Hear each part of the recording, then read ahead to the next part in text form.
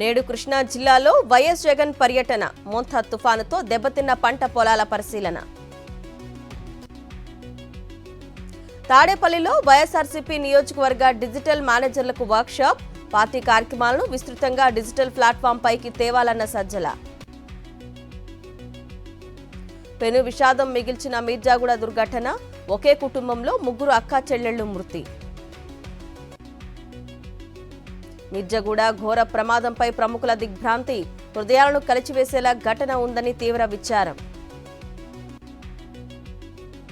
వైద్య విద్యను పేదలకు దూరం చేసేలా కూటమి నిర్ణయం, అనంతపురం జిల్లా రాయదుర్గం పట్టణంలో 1 కోటి సంతకాల సేకరణ.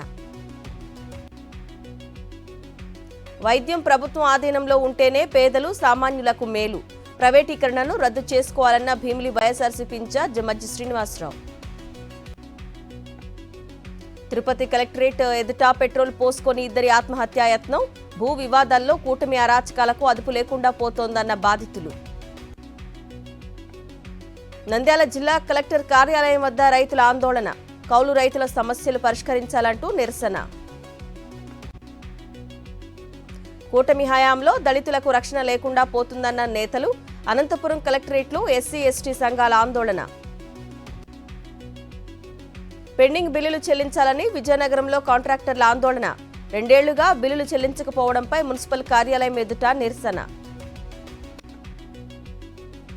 జనగామ జిల్లా చీటకోడూరు గానుగపాడు బ్రిడ్జి నిర్మించాలని వినూత్న నిరసన, గాడిదకు సీఎం రేవంత్ రెడ్డి మంత్రుల ఫోటోలతో ఊరేగించిన గ్రామస్తులు.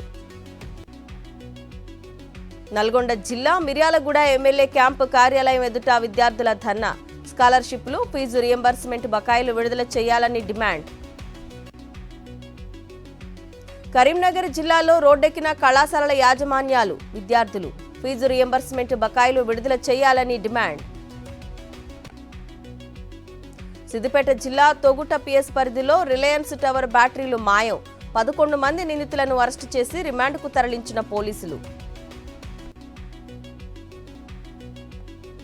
అనంతపురం జిల్లాలో కూలిన హెచ్ఎల్సీ నీటి మళ్లింపు గేట్లు, బొమ్మన్హల్ మండలంలో ఎగువ కాలువకు ప్రమాదం.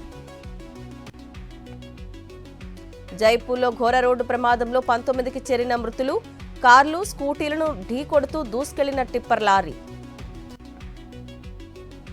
వరల్డ్ కప్ గెలిచిన మహిళా వన్డే క్రికెట్ జట్టుకు బీసీసీఐ భారీ నజరానా, టీంకు 51 కోట్ల క్యాష్ ప్రైజ్ ప్రకటన.